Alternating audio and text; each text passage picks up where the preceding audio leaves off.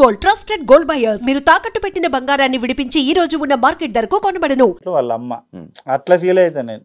Komarakka like అంటే మీరు నార్మల్గా ఇలా ఈ గెటప్లు ఉన్నప్పుడు కూడా మిమ్మల్ని వచ్చి అక్క అక్క అంటే మీకు ఏం అనిపిదా? చాలా హ్యాపీ అనిపిస్తుంది తెలుసా. నిజంగా నా లైఫ్ ఈరోజు నేను, నా పిల్లలు, నా భార్య, నా 5 మెతుకులు 5 ఏళ్ళు లోపలికి పోతున్నాయి. నీకు చెప్తే కదా ఎన్ని హోటళ్ళు, ఎంత అమలి పని. నీకు తెలుసా శివ, నేను అమలి పని చేసేటప్పుడు అమలి పని చేస్తుంటే బాత్రూమ్లు కడుగుతుంటే బీఆర్ఓల బాత్రూమ్లు ఎట్లుంటాయి, దొంగనా కొడుకులు అనొద్దు కానీ బీఆర్ఓళ్ళు మనం అట్లా చేయలేము. బాత్రూమ్ కూర్చున్న దగ్గర తుప ఉంచుతారు, అవి గోవాలు అవన్నీ వేసుకొని ఎంత నీట్గా గడుగుతుంటే అంటే వాడు షాక్ అవుతుండే, ఎంత బాగా గడుగుతావేంది, ఎవరు గడిగినా. నేను ఒకటే చెప్తా, ఏ పని చేసినా దేవుడితో సమానం. దేవుడికి మొక్కకు, గుడిలోకి తిరగకు. నా ఒపీనియన్ అది. పనే దేవుడు, పనే నీకు పేరిస్తుంది, పనే నీకు డబ్బిస్తుంది, పనే నీకు సమాజంలో నీకు విలువనిస్తుంది. పని వల్లే అన్నీ జరుగుతాయి, దేవుడి వల్ల జరిగాయి. పనే దేవుడు. అబ్బా దేవుడే చెప్తున్నవరే, నా గుడికి ఎందుకు వస్తావురా, నువ్వు సిన్సియర్గా ఎవరిని మోసం చేయకుండా, అన్యాయం చేయకుండా హార్డ్ వర్క్ చేయి, నీకు సక్సెస్ ఇస్తాడు.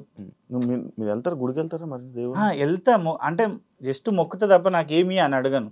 నేను ఒకటే చెప్తా, అయ్యా నేను కష్టపడతా, నీ ఇష్టం, ఇస్తే నీ ఇష్టం, ఇవ్వకపోతే నీ ఇష్టం. అంత ఎక్కువ నమ్మరు అంటే పెద్దగా డిపెండ్ అయిపోరు, దేవుడి మీద డిపెండ్. నా దృష్టిలో నీకు పనే దేవుడు.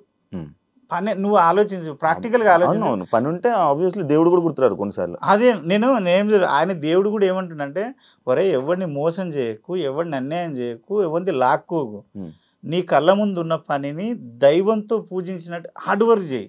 ఇప్పుడు నేను బాత్రూమ్లో అంత నీట్గా ఎందుకు అడిగినంటే, అరే ఈ బాత్రూమ్ కడగడం వల్ల 2000 వస్తే నా పిల్లలు తింటున్నారు, అదే కదా. అది కడగకపోతే అట్లా ఫీల్ అయితే అంతే. జబర్దస్త్లోనే ఎప్పుడైతే లేడీ గెటప్స్ కానీ ఇవన్నీ జరిగాయో వేస్తున్నప్పుడు నేను బయట కూడా కొన్ని చోట్ల కొంతమంది నేను ఇంటర్వ్యూ చేసినప్పుడు చాలా మందిని చేశాను.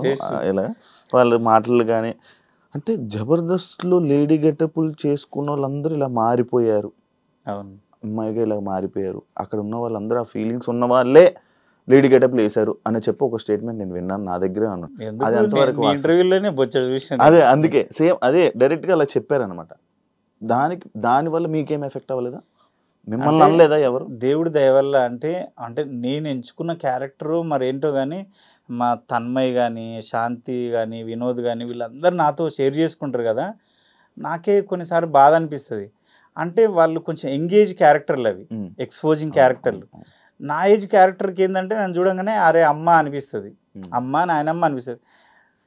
నన్నైతే ఇంతవరకు నాకు అలాంటి వాడు రాలే, నాకు అలాంటిది ఎక్కడ జరగలే.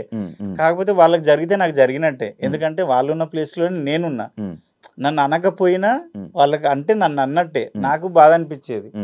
కానీ అందరూ అదే ఫీలింగ్తో ఎందుకుంటారు చెప్పు. ఇప్పుడు కమల్ హాసన్ గారు వేసారు అంటే కమల్ హాసన్ గారి మైండ్లో కానీ బాడీలో కానీ లేడీతత్వం ఉందా? ఎన్టీఆర్ గారు వేసారు, రాజేంద్ర ప్రసాద్ గారు వేసారు.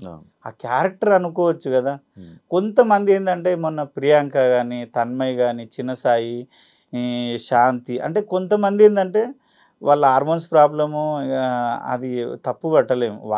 ఇంకా వాళ్ళు గ్రేట్ అనుకోవాలి, ఎందుకంటే వాళ్ళకున్న మైనస్ని కానీ ప్లస్ని కానీ ఓపెన్గా చెప్పి సమాజంలో మేము ఇదిరా అని బతుకుతున్నారు. ఆ విషయంలో గర్వించాలి. ఇంకా ఒరే చాలా మంది పైకేమో మొగోళ్ళ బట్టలేసి లోపల నంపుసుగుడిలా ఉండి బతికేస్తారు, అది వేస్ట్ కదా బతుకు. ఈ విషయంలో హ్యాపీ అనుకుంటా నేను. గ్రేట్ వాళ్ళు, మనకన్నా గ్రేట్. నేను ఇదిరా అని సమాజానికి చెప్పి హ్యాపీగా బతుకుతారు. అదైతే నువ్వు అన్నది తప్పుగా అర్థం చేసుకోద్దబ్బా, పాపం చాలా మంది బాధపడతారు వాళ్ళు, తెలుసా. అరే గీడ ఇట్లా అట్లా నన్నే అడుగుతారు. నన్ను ఏమంటారు అంటే బయట ఎక్కడికన్నా పోతే వాళ్ళు మారిపోయారు కదా, ఇది కదా, అవునా అన్న, అట్లనా అన్న, ఇట్లనా అంటే అరే మీకు ఏం తెలుసు అని మీరే జడ్జిమెంట్ చేస్తారు. ఇప్పుడు శివ ఏంటి అనేది శివతో జర్నీ చేస్తే తెలుస్తుంది. శివ నేనే జర్నీ మొత్తం ఏదో శివ నేనే నడిపినట్టు ఫీల్ అయిపోతా. శివ అనగానే ఇప్పుడు ఒక్కరోజు పరిచయమే కదా, ఇప్పుడు లైవ్ లో మనం, నువ్వు నాకు తెలుసు, నేను నీకు తెలుసు, కానీ లైవ్ లో ఇప్పుడే పరిచయం. నీ గురించి నేను అన్ని చెప్పొచ్చా ఇప్పుడు, నాకేం తెలుసు అని అలా అది మాట్లాడుకుంటూ ఉంటాం. కానీ అది నేను అందరు చెప్పేది ఏంటంటే, ఒక కళాకారుడిగా చూడండి కానీ అట్లా అనకుండా అని. ఎవరి బిహేవియర్ వాళ్ళది, ఎవరి ప్రాబ్లం వాళ్ళది. కొమరక్క లైక్ ఈ జూనియర్ ఎన్టీఆర్ లాగా ఇప్పుడు మీరు ఆ పేరు రాగానే నాకదే వచ్చింది. ఆయనకి ఎలా ఎక్కడికి వెళ్తే అక్కడ ఆ లాంగ్వేజ్ నేర్చేసుకుంటాడు, అలానే మీకు కూడా అది ఉందంట, ఆ టాలెంట్ ఉందంట. అంటే ఒక లాంగ్వేజెస్ 6 భాషలు వస్తాయి శివ. 6 భాషలు: కన్నడ, తమిళ్, నేపాళీ, తుళు, లంబాడి, హిందీ, తెలుగు. ఎలా ఎలా అది అంటే నేను నీకు చెప్పిన చూడు, కామత్తు ఉడిపిలో చేసిన, అది వాళ్ళ హోటల్ కాబట్టి నీకు అప్పుడే చెప్పిన, టైం వేస్ట్ చెయ్యను నేను. నేను వెయిటర్గా పనిచేసేటప్పుడు నా పక్కన